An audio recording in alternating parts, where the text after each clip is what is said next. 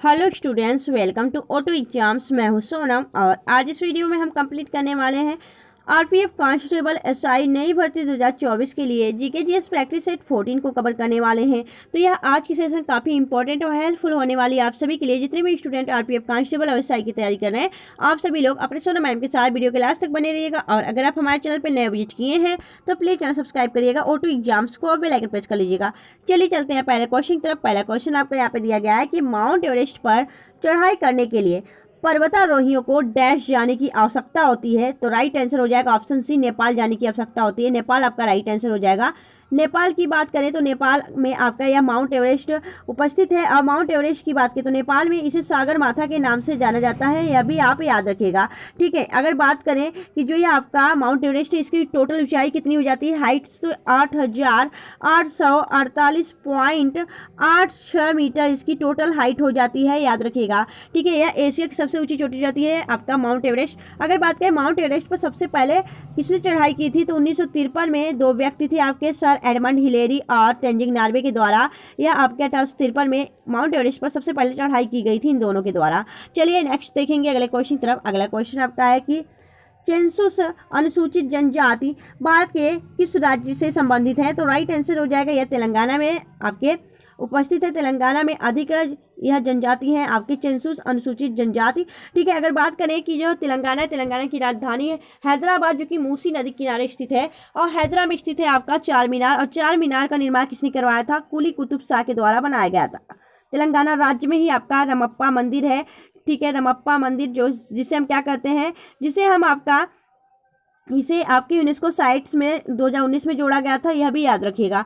चलिए आगे देखेंगे। अगला क्वेश्चन आपका है कि घास के खुले मैदान वेल्ड्स कहाँ पाए जाते हैं। तो राइट आंसर हो जाएगा यह आपके अफ्रीका में पाए जाते हैं खुले घास के मैदान, जिन्हें हम वेल्ड्स के नाम से जानते हैं। अगर आपसे पूछा जाए कि खुले घास के मैदान जो आपके ऑस्ट्रेलिया में पाए जाते हैं उन्हें क्या कहा जाता है, उन्हें डाउन्स कहा जाता है।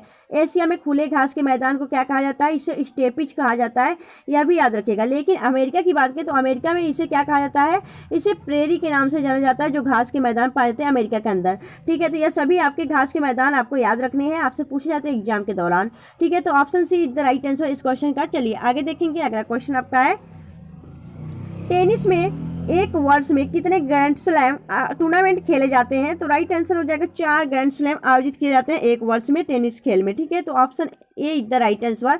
4 वह कौन कौन से ग्रैंड स्लैम हो जाते हैं, एक तो हो जाता है आपका ऑस्ट्रेलियन ओपन, दूसरा हो जाता है फ्रेंच ओपन, तीसरा हो जाता है आपका विंबलडन ओपन और चौथा हो जाता है आपका यूएस ओपन। ठीक है, जिसे हम अमेरिकन ओपन भी कहते हैं। तो ये 4 आपके ग्रैंड स्लैम हो जाते हैं। सबसे पुराना आपका विंबलडन हो जाता है। ठीक है, और अगर बात करें कि जो टेनिस प्लेयर है उनका नाम अगर देखा जाए, जो आपके भारतीय टेनिस प्लेयर हैं जैसे कि लिएंडर पेस, आपके सानिया मिर्जा और रोहन बोपन्ना, महेश भूपति, यह आपके कुछ इंडियन टेनिस प्लेयर हैं। चलिए नेक्स्ट देखेंगे। अगला क्वेश्चन आपका है कौन सा क्षेत्र भूपर्वतीय क्रस्ट और आच्छादन मेंटल को पृथक करता है। तो याद रखिएगा पृथ्वी के जो क्रस्ट और मेंटल को पृथक करता है या अलग करता है, क्रस्ट को मेंटल से अलग करता है, वह कौन सा हो जाता है, मोहो आपका कहा जाता है। मोहो एक आपका लेयर हो जाता है जो कि पृथ्वी के आपके अंदर पाया जाता है। ठीक है, चलिए आगे देखेंगे। अगला क्वेश्चन आपका है लिपुलेख दर्रा भारत के किस राज्य में स्थित है। तो याद रखिएगा लिपुलेख दर्रा यह आपके कहाँ पे स्थित, उत्तराखंड में। उत्तराखंड में स्थित है। उत्तराखंड की बात करें तो यहाँ पे लिपुलेख दर्रा, थागा, माना, नीति, लिपुलेख, यह 4-5 दर्रे यहाँ पे पाए जाते हैं, याद रखिएगा। अगर बात की उत्तराखंड कब अलग हुआ था भारत से, सॉरी यहाँ पे यूपी से उत्तराखंड कब अलग हुआ था, तो यूपी से उत्तराखंड आपके कब अलग हुआ था यह आपको याद रखना है। तो यह आपका याद रखिएगा 2000 में 9 यहाँ पे हो जाएगा 9 यहाँ पे होगा 2000 सन 2000 में यह आपका अलग हुआ था। कौन सा, तो यह यूपी से। ठीक है, तो 2000 लिख लीजिएगा यहाँ पे। अगर आपको बता 2000 में यह यूपी से अलग हुआ था उत्तराखंड। 13 जिले अलग हुए थे यहाँ पे 9 नवंबर 2000 को अलग हुए थे। 13 जिले अलग करके आपके उत्तराखंड को बनाया गया था, यह याद रखना है। चलिए आगे देखेंगे। अगला क्वेश्चन आपका है कि निम्नलिखित में से बौद्ध धर्म की पवित्र पुस्तक कौन सी है। तो राइट आंसर हो जाएगा त्रिपिटक बौद्ध धर्म की पवित्र पुस्तक हो जाती है, जो कि पाली भाषा में लिखी गई है। ठीक है, याद रखिएगा। अगर आपसे पूछा जाए कि जो यह आपका बौद्ध धर्म है यह अंतिम समय में कौन से 2 संप्रदाय में बट गया था, तो एक आपका हीनयान, दूसरा आपका महायान। यह 2 संप्रदाय में बट गया था आपका, जो आपका यह बौद्ध धर्म है, ठीक है, याद रखिएगा। चलिए आगे देखेंगे, और याद रखिएगा जो यह बौद्ध धर्म है ना, यह आपका दुनिया का चौथा सबसे बड़ा धर्म हो जाता है, जिसकी शुरुआत किसने की थी, जिसकी प्रारंभ आपके गौतम बुद्ध के द्वारा की गई थी। चलिए नेक्स्ट देखेंगे अगले क्वेश्चन तरफ। अगला क्वेश्चन आपका है कि सॉल्सेट द्वीप भारत के किस राज्य में स्थित है। सॉल्सेट द्वीप जो है यह महाराष्ट्र में स्थित है। महाराष्ट्र में, अगर बात की महाराष्ट्र की राजधानी जो मुंबई है वह सॉल्सेट द्वीप पर ही बसा हुआ है, याद रखिएगा। चलिए आगे देखेंगे, अगला क्वेश्चन आपका है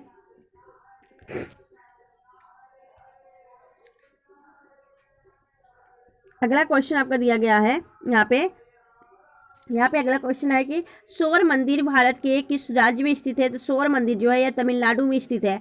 तमिलनाडु की प्रसिद्ध कई मंदिर हैं, जैसे कि आपका सौर मंदिर हो जाता है, श्री रंगास्वामी मंदिर हो जाता है, और इसके साथ ही आप मीनाक्षी मंदिर जो कि मदुरई में स्थित है, और नटराज मंदिर, यह सभी आपके एक इम्पॉर्टेंट मंदिर हैं जो कि आपके कई बार एग्जाम में पूछे जाते हैं। तो तमिलनाडु आपका राइट आंसर हो जाएगा। तमिलनाडु की राजधानी हो जाती है चेन्नई। तमिलनाडु के वर्तमान में सीएम हो जाते हैं एम के स्टालिन, और यहाँ के जो गवर्नर हो जाते हैं वो हो जाते हैं आर्यन रवि, ठीक है। चलिए आगे देखेंगे, अगला क्वेश्चन आपका है कि जीतू राय किस खेल से संबंधित हैं। तो जीतू राय की बात करें, यह शूटिंग प्लेयर हैं, यानी शूटिंग से संबंधित हो जाते हैं। शूटिंग आपका राइट आंसर हो जाएगा। अगर बात करें यहाँ पे जीतू राय की, इनके अलावा आपके मनु भाकर, अभिनव बिंद्रा, गगन नारंग और सौरभ चौधरी, ये सभी आपके शूटिंग प्लेयर हैं। चलिए आगे देखेंगे, अगला क्वेश्चन आपका है कि दूध सागर झरना कहाँ स्थित है। तो दूध सागर झरना जो है यह आपके गोवा के मांडवी नदी पर स्थित है। गोवा आपका राइट आंसर हो जाएगा। यहाँ पे दूध सागर झरना स्थित है। चलिए आगे देखेंगे, अगला क्वेश्चन आपका है कि लावड़ी किस राज्य का लोक संगीत है। तो लावड़ी की बात करें, यह आपके महाराष्ट्र का लोक संगीत हो जाता है। लावड़ी, तमाशा, धनगरी गाजा, और यहीं पे एक आपका काला घोड़ा महोत्सव आयोजित किया जाता है। और साथ ही अगर बात करें यहाँ पे जो नववर्ष मनाया जाता है, एक मराठी नववर्ष होता है आपका गुड़ी पाड़वा, जो कि आपके महाराष्ट्र के अंदर मनाया जाता है, तो याद रखिएगा। चलिए आगे देखेंगे, अगला क्वेश्चन आपका दिया गया है कि राष्ट्रीय कृषि और ग्रामीण विकास बैंक नाबार्ड की स्थापना कब की गई थी। तो याद रखिएगा, नाबार्ड की स्थापना की गई थी 1982 में। तो आपका राइट आंसर हो जाएगा ऑप्शन सी। और अगर साथ में बात करें नाबार्ड का पूरा नाम क्या होता है, तो नेशनल बैंक रूल, यहाँ पे हो जाएगा national bank for agriculture and rural development, इसका पूरा नाम हो जाता है। और साथ ही अगर बात करें नाबार्ड की स्थापना किस समिति या किस पंचवर्षीय योजना के अंतर्गत की गई थी, तो यह शिवरामन समिति के अंतर्गत आपकी 6वीं पंचवर्षीय योजना के अंतर्गत इसकी शुरुआत की गई थी।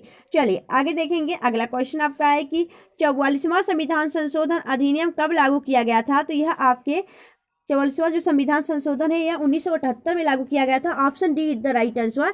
अगर बात की जाए कि इसके अंतर्गत क्या किया गया था, तो लोकसभा और राज्य विधानसभाओं के जो मूल कार्यकाल है वह 5 साल बहाल किया गया था। और इसके साथ ही जो आपका संपत्ति का अधिकार था, जो कि आपके एक मौलिक अधिकार है, उसको आपका एक कानूनी अधिकार बनाया गया संपत्ति के अधिकार को, इसी संविधान संशोधन के अंतर्गत, याद रखिएगा।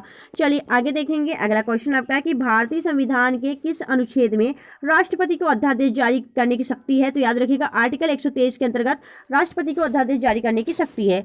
नेक्स्ट देखेंगे, अगला क्वेश्चन आपका दिया गया सर्वोच्च न्यायालय के न्यायाधीश बनने के लिए योग्यता है। तो याद रखिए, वह भारत का नागरिक हो, उच्च न्यायालय अथवा 2 से अधिक न्यायालयों में लगातार कम से कम 5 वर्ष तक न्यायाधीश रह चुका हो, और साथ ही आपके राष्ट्रपति की दृष्टि से कानून का उच्च कोटि का ज्ञाता हो। यह सभी उपयुक्त आपका राइट आंसर हो जाएगा, उपयुक्त सभी।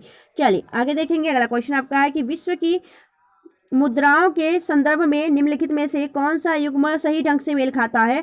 तो राइट आंसर हो जाएगा, मेल तो सिर्फ सी वाला खा रहा है, क्योंकि रूस का रूबल होना चाहिए। और अगर बात करें यहाँ पे, तो जो भूटान है, भूटान की जो आपकी करेंसी है वह आपकी क्या होना चाहिए, तो ये थिम्पू होना चाहिए था, ठीक है। और अगर बात करें हम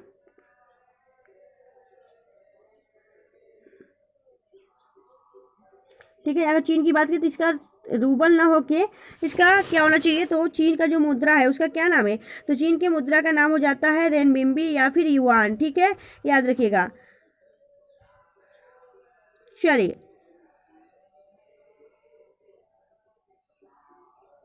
आगे देखेंगे, अगला क्वेश्चन तरफ। अगला क्वेश्चन आपका है, किस सम्राट ने भूमि के मापन की जबत प्रणाली को अपनाया था। तो याद रखिएगा, यह अकबर के द्वारा शुरू की गई थी, आपके टोडरमल की सहायता से अकबर ने यह आपकी भूमि मापन जपत प्रणाली शुरू किया था। ठीक है, चलिए आगे देखेंगे। अगला क्वेश्चन आपका विक्रमशिला गंगा डॉल्फिन अभ्यारण्य भारत के किस राज्य में स्थित है? तो राइट आंसर हो जाएगा यह बिहार में स्थित है। बिहार में यह गंगा जो डॉल्फिन अभ्यारण्य है यह स्थित है। और साथ ही अगर बात की जाए तो यहाँ पे आपका एशिया का सबसे बड़ा गंगा डॉल्फिन रिसर्च सेंटर भी स्थापित किया गया है, याद रखिएगा। चलिए आगे देखेंगे। अगला क्वेश्चन आपका है मुल्तान क्रिकेट स्टेडियम इनमें से किस देश में स्थित है? तो मुल्तान क्रिकेट स्टेडियम जो है यह पाकिस्तान के अंदर स्थित है। अगर बात करें कि दुनिया का सबसे बड़ा जो क्रिकेट स्टेडियम है वह कौन सा हो जाता है? वह भारत के अहमदाबाद गुजरात में स्थित है, जिसका नाम है आपका नरेंद्र मोदी स्टेडियम। यह भारत का सबसे बड़ा स्टेडियम है। चलिए दुनिया का भी है। चलिए आगे देखेंगे। अगला आपका क्वेश्चन दिया गया है कि आईने अकबरी पुस्तक के लेखक कौन है? तो राइट आंसर हो जाएगा अबुल फजल के द्वारा यह आईने अकबरी पुस्तक लिखा गया है। अगला क्वेश्चन आपका है विश्व रचनात्मक और नवाचार दिवस कब मनाया जाता है? तो यह आपका 21 अप्रैल को मनाया जाता है। और अगर बात करें कि 18 अप्रैल को मनाया क्या जाता है तो विश्व विरासत दिवस मनाया जाता है 18 अप्रैल को। चलिए नेक्स्ट देखेंगे अगले क्वेश्चन की तरफ। अगला क्वेश्चन आपका है कि रक्त का पीएच मान कितना होता है? तो 7.4 होता है आपका पीएच मान ब्लड का। नेक्स्ट देखेंगे। अगला क्वेश्चन आपका है सत्रिया भारत के किस राज्य का पारंपरिक हिंदू शास्त्रीय नृत्य है? तो उड़ीसा आपके असम का हो जाता है। यह एक नवीनतम शास्त्रीय नृत्य हो जाता है जिसकी स्थापना किसने की थी? तो श्रीमद शंकर देव के द्वारा इसकी स्थापना की गई थी। नेक्स्ट देखेंगे। अगला क्वेश्चन आपका है कि अल हिलाल नामक पत्रिका के संपादक कौन थे? तो राइट आंसर हो जाएगा अबुल कलाम आजाद अल हिलाल नामक पत्रिका का संपादन किए थे। नेक्स्ट देखेंगे। अगला क्वेश्चन आपका कि ब्रिटिश ईस्ट इंडिया कंपनी की स्थापना कब हुई थी? तो 1600 में ब्रिटिश ईस्ट इंडिया कंपनी की स्थापना की गई थी। आगे देखेंगे। अगला क्वेश्चन आपका कि सल्तनत काल का कौन सा शासक अंतर विरोधियों का विस्मयकारी मिश्रण कहलाता है? तो राइट आंसर हो जाएगा आपका यह हो जाएगा correct answer Mohammad bin Tughlaq. Option B the right answer.